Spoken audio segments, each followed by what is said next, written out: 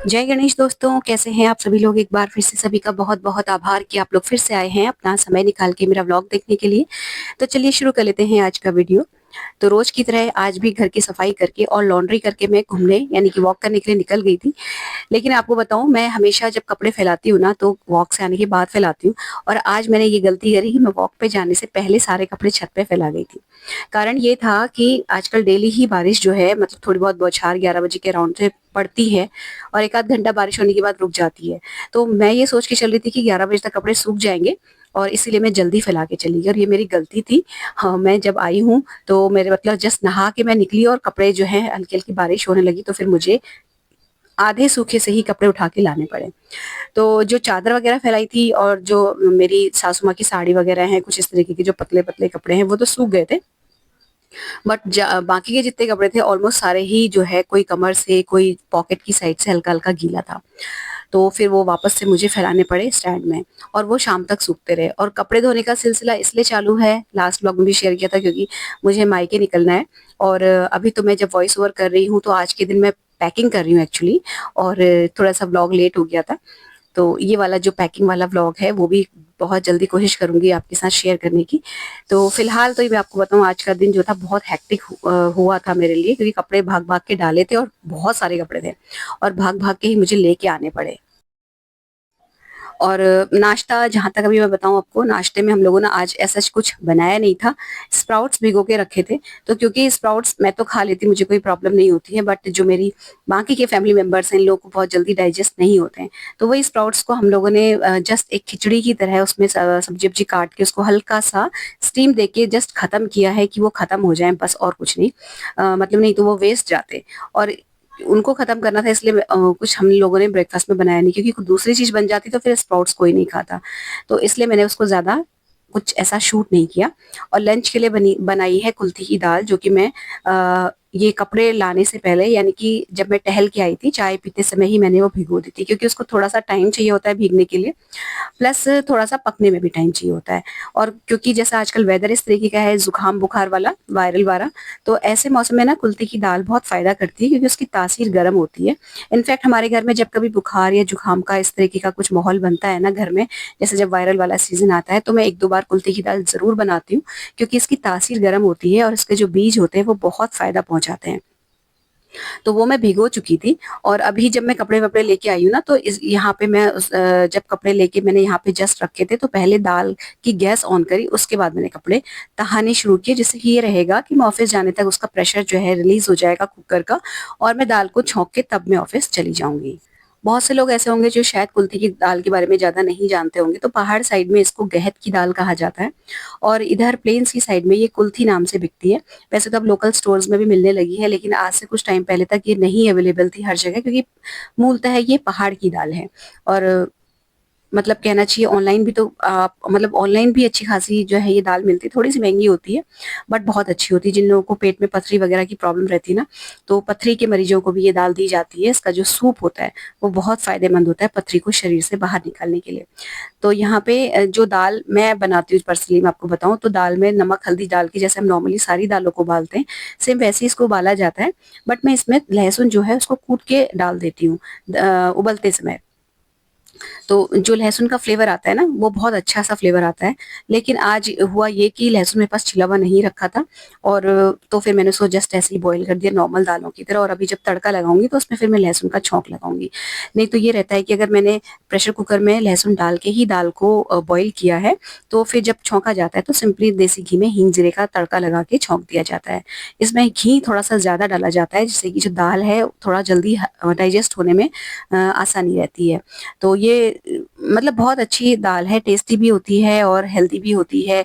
Normally दालों से जो यूरिक एसिड और गैस की प्रॉब्लम होती है, लेकिन ये एक अकेली ऐसी दाल है जिससे किसी भी तरीके का गैस या यूरिक एसिड का प्रॉब्लम नहीं होता है। बहुत ही टेस्टी और बहुत ही हेल्दी होती है। जाड़ों में तो अक्सर बनती है, गर्मियों में भी मैं वंस इन अ व्हाइल बनाती रहती हूँ। कम बनाती हूँ क्योंकि तासीर इसकी थोड़ी-सी गर्म होती है। बस चावल भिगोए, अपनी जो दाल वो सॉरी जो चाय है, हर्बल चाय मैं अपनी लेमन ग्रास की बनाई थी। बस वो अपनी थर्मस में डाल के मैं ले आई, बाकी लोगों की छोड़ आई उसी में पैन में। तो जब जिसको पीनी होगी वो अपने हिसाब से फ्लेवर्स वगैरह ऐड करके पी लेते हैं, क्योंकि मैं बिल्कुल फीकी पीती हूँ, चीनी वीनी कुछ नहीं डालती। लेकिन जो मेरी ननद और मेरी सासू माँ है वो हल्की सी चीनी इसमें ऐड करते हैं। तो मैं बस उसको जस्ट पका के आ जाती हूँ, फिर वो लोग बाद में अपने लिए ऊपर से चीनी ऐड कर लेते हैं। तो यहाँ पे बस अपना ज़रूरी काम निपटाया। एक्चुअली ज़रूरी काम भी नहीं है, क्योंकि मैंने बताया आपको 2-3 दिन बाद हम लोग को निकलना है, तो कोशिश मैं ये करती हूँ कि ऑफ़िस में भी जाके एक्स्ट्रा जितना भी हो सके वो काम निपटा लूँ, क्योंकि जब मैं आऊँगी ना तो बहुत सारा भंडार रहता है काम का, ऑफ़िस में भी और घर में भी, क्योंकि सारा कुछ इस टाइम बीच में छूट जाता है, तो वो भी मुझे आके समेटना पड़ता है। तो 15 मिनट या आधा घंटा के अराउंड थोड़ा-सा ज़्यादा टाइम देके मैं कोशिश ये कर रही हूँ कि आके मुझे कम से कम काम पड़े, कम से कम मेहनत पड़े, क्योंकि घर भी फैला रहता है, ऑफ़िस में भी फैल जाता है सामान, जो काम है, तो ये रहता है। अच्छा, अभी फिर वही ऑफ़िस से आके अपना शाम का मैं आपको एक क्लिप दिखा रही हूँ। तो लंच में बनेगी भिंडी की सब्ज़ी, और ये जो अभी मैं कर रही हूँ, ये पानी का बर्तन जो है धो के भरूँगी। तो कई लोग पूछते हैं कि आपका कौन-सा वाला प्यूरीफायर है? ये एक्वागार्ड का फ्रेंड्स वाटर प्यूरीफायर है, और ये ना जैसे वो होते हैं अपने आरओ वगैरह होते हैं, उस तरीके का नहीं होता है। जैसे आरओ में पानी फ़िल्टर होता है तो नीचे से अलग से पानी का एक वेंट दिया जाता है जिससे पानी बहुत वेस्ट होता है, वो चीज़ नहीं है ये। ये एक्वागार्ड का वाटर प्यूरीफायर है, यूरेका फोर्ब्स का। तो इसमें ये रहता है कि बस पानी जो है स्टोर करके मुझे रखना पड़ता है। जैसे नॉर्मल आरओज़ में क्या होता है कि आप बटन दबाओ और पानी आपका कलेक्ट कर लो, लेकिन इसमें ये है कि कलेक्ट इसमें भी कर सकते हैं, लेकिन टाइम लगता है। तो इसीलिए फिर मैं क्या करती हूँ ना, एक बड़े स्टील के ड्रम में या बर्तन में पानी जो है मॉर्निंग में या इवनिंग में एक बार जो है इसको धो के स्टोर कर लेती हूँ। साल में 2 बार इसकी सर्विसिंग होती है, और एक बार इसका मतलब 2 में से 1 बार जब सर्विसिंग के लिए आता है बंदा, तो एक बार इसका फ़िल्टर चेंज करके जाता है, और सेकंड टाइम जब आता है तो नॉर्मल बस क्लीनिंग करके चला जाता है। तो ये तो इसकी एक मतलब जानकारी है, जो 2-3 लोग मुझसे पूछ रहे थे इसके बारे में, क्योंकि वो इनको थोड़ा-सा अलग-सा लगता है नॉर्मल आरओ से, इसलिए मैंने बता दिया यहाँ पे। और इसका जो पानी का टेस्ट है ना, जैसे आरओ का पानी का टेस्ट थोड़ा-सा चेंज होता है, हल्का-सा कड़वा-सा लगता है मुझे, उस तरीके का नहीं होता है, नॉर्मल ही रहता है इसका टेस्ट, चेंज नहीं होता बिल्कुल भी। मीनू गुलाटी जी बोल रहे थे कि क्या आपकी बेटी आपकी हेल्प नहीं कराती घर के काम में? घर के काम में वो मेरी हेल्प नहीं करा पाती, मैं आपको असलियत में बताऊँ, क्योंकि वो प्रिपरेशन कर रही है अपने कॉम्पिटिशन की, और सही बताऊँ तो वो सोती ही सुबह 5:30 बजे के अराउंड है। रात भर स्टडी करते हैं बच्चे, और सुबह के टाइम पे वो सोते हैं। उठते तब हैं जब मैं 2 बजे ऑफ़िस से आती हूँ, तो मैं ही उनको उठाती हूँ। 1:30 बजे घर से ऑफ़िस से कॉल कर देती हूँ, जिससे कि वो उठ जाएँ और उन्हें ठीक-ठाक सी भूख लग जाए, मतलब आधा घंटा का अराउंड का गैप हो जाए मेरे ऑफ़िस से आने के बाद, जिससे कि मैं आके उनका लंच लगा पाऊँ। तो आधा दिन तो उनका इस तरीके से निकल जाता है, बाकी का बचा हुआ जो आधा दिन है, उसमें ये रहता है कि जो इवनिंग का काम होता है वही बचता है, क्योंकि उसके बाद तो फिर मैं ऑफ़िस से आके लंच वगैरह का काम समेटती हूँ और खुद ही रेस्ट करती हूँ।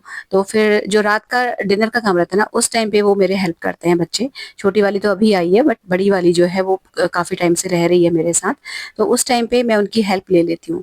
होता ये है कि उस टाइम पे भी अब दोनों बहनें बहुत टाइम के बाद इकट्ठा हुई हैं, तो दोनों आउटिंग के लिए बाहर चली जाती हैं, तो फिर मैं ज़्यादा फ़ोर्स नहीं करती, क्योंकि बच्चा एक ही काम कर सकता है, या पढ़ ही सकता है, घर के काम करा सकता है। तो घर के काम सिखाना ज़रूरी है, इसलिए सिखाना ज़रूरी है कि उन्हें काम करना आ जाए, और वो भविष्य में कभी उन्हें ठोकर ना लगे, जब उनको उनके सिर पे काम पड़े तो वो कर लें। इसलिए नहीं सिखाया मैंने कि वो घर के काम में मेरी मदद करें, या घर के काम में ही रह जाएँ और अपनी पढ़ाई ना कर पाएँ। तो इस तरीके का है, काम दोनों को मैंने पूरा सिखाया हुआ है, सारा खाना-वाना सब कुछ बना लेती हैं, लेकिन मैं उन पे काम को लादती नहीं हूँ, क्योंकि उनका अभी फ़िलहाल जो टारगेट है वो पढ़ाई करके अपना फ्यूचर बनाना है। घर के काम में हेल्प लेना एक अलग बात है, और घर के कामों को उनके सिर पे थोप देना अलग बात। तो और उनके कमेंट का रिप्लाई ना मैंने किया भी है उनके हर कमेंट में, लेकिन उन्होंने शायद चेक नहीं किया। मैं कोशिश करती हूँ कि सारे कमेंट्स के रिप्लाई कमेंट्स में ही टेक्स्ट करके डाल दूँ, बट नहीं किया होगा उन्होंने चेक, इट्स ओके। अच्छा, अभी ना ये नेल पेंट के बारे में भी आप लोग पूछ रहे थे, तो ये जो नेल पेंट मेरी अभी रिमूव कर रही है और जो लगाएगी वो मेरी बड़ी बेटी है। तो बहुत सारी चीज़ें ऐसी होती हैं ना, मतलब आप कह सकते हो कि 70% ही मैं दिखा पाती हूँ आपको, 30% जो है अपनी लाइफ़ का हिस्सा नहीं व्लॉग में शो हो पाता है, और मेरे साथ ही नहीं, वो सारे व्लॉगर्स के साथ है। तो कुछ-कुछ ऐसे होते हैं जो मैं शायद शूट नहीं कर पाती या दिखा नहीं पाती, तो ये मेरी बड़ी बेटी ही मेरे को लगा रही है, और मेरी नेल पेंट मतलब मेरी ग्रूमिंग में बहुत रोल निभाती है वो। मैं तैयार होती तो मेरी बहुत हेल्प करती है। इस तरीके के काम उसे बहुत पसंद है, और मुझे भी अच्छा लगता है, इसी बहाने उनके साथ टाइम स्पेंड हो जाता है। तो इस नेल पेंट के शेड के बारे में आप लोग लास्ट टू लास्ट व्लॉग में पूछ रहे थे। तो ये ना ज़ूडियो जैसे जो स्टोर होते हैं ना कपड़ों का, हर शहर में खुल गया, मुझे लगता है हर किसी को पता होगा, अगर नहीं भी पता है ना तो ये ऑनलाइन भी मिलती है। और बट अगर आपके शहर में ज़ूडियो का स्टोर है तो वहाँ एक कॉर्नर कॉस्मेटिक्स का, नेल पेंट्स का भी रहता है प्रॉपर, और वहाँ इसका से जो लिया नेल हुआ पेंट है का ये। शेड और नंबर है और जो नाम है वो मैं आगे फ़ोटो लगा दूँगी, लगा दी है मैंने, आपने देख लिया होगा, उसका स्क्रीनशॉट ले लीजिएगा। अगर आपके शहर में ज़ूडियो का स्टोर नहीं है ना तो आप ऑनलाइन भी ले सकते हैं, बहुत ईज़िली मिल जाती है। और ये जो वाइप्स हैं जिनसे मैंने नेल पेंट रिमूव की थी, ये भी ज़ूडियो की ही हैं, बहुत ईज़िली मिल जाती हैं और बहुत सस्ती मिलती हैं। तो जो नॉर्मल नेल पेंट रिमूवर होते हैं उससे बहुत ज़्यादा अच्छी और इफ़ेक्टिव ये होती हैं। और जहाँ तक इस शेड की बात है ना, तो अगर आपके हाथ बहुत गोरे नहीं हैं, मेरी तरह हैं, मतलब गेहुए से सांवले कलर की ओर है ना, तो ये शेड आपके ऊपर परफेक्ट जाएगा। तो फ्रेंड्स, ये था आज का छोटा-सा सिंपल सा व्लॉग। अगर अच्छा लगा हो तो वीडियो को लाइक और शेयर कर लीजिएगा, चैनल सब्सक्राइब कर लीजिएगा, बेल आइकन हिट कर लीजिएगा। मिलते हैं नेक्स्ट इंटरेस्टिंग से व्लॉग में। Till then take care, stay healthy, happy and positive. Thank you.